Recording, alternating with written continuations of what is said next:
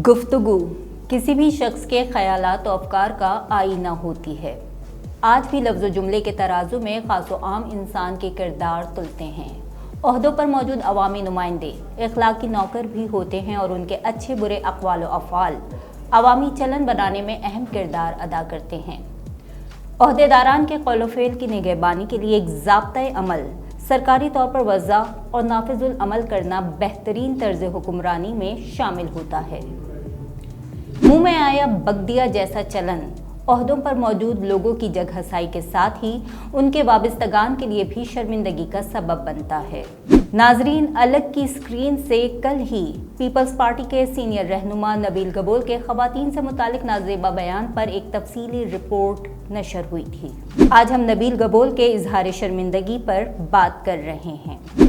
नबील गबोल ने पार्टी की जानिब से शो कॉज नोटिस जारी होने और बयान पर आए सख्त रद्द अमल के बाद अपनी गलती तस्लीम करते हुए तमाम ख़वातीन से गैर मशरूत मुआफ़ी मांगी है।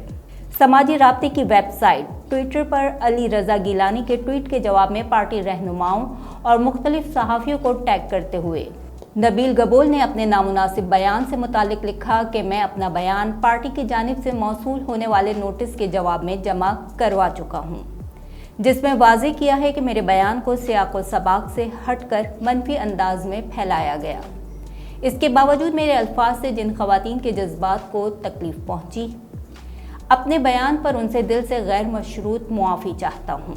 उन्होंने मीडिया से गुफ्तगू करते हुए इल्ज़ाम लगाया कि इस एंटी सोशल मुहिम के पीछे पीटीआई है, जिन्होंने मेरे बयान को तरोड़ मरोड़ कर पेश करके इसे मुतनाज़ा बनाया। नाजरीन, यहाँ हमें स्पोर्टमैन स्पिरिट की कमी नज़र आती है। हर ओहदेदार जब अवामी अदालत में मुल्ज़िम ठहरता है, यही राग अलापता है कि सियाक़ व सबाक़ को बदल दिया, या मेरे कहने का ये मतलब नहीं था। लफ्ज़ों के हेर फेर से हम अपने ज़मीर की अदालत को तो मुतमईन कर सकते हैं, लेकिन अब ऐसे बयानात से आवाम को बेवकूफ़ नहीं बनाया जा सकता। अवामी नुमाइंदों को कभी भी इखलाक से गिरी हुई ज़ुमानी बात अवामी प्लेटफॉर्म से नहीं करनी चाहिए जो गुमराही का सबब बने।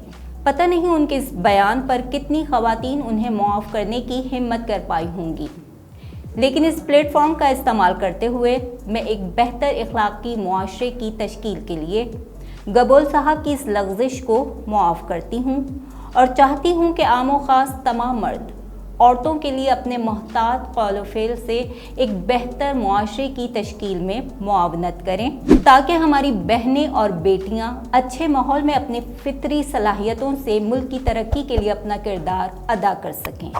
मैं हूँ मुबशरा अलवी। मज़ीद अपडेट्स के लिए देखते रहें अलग।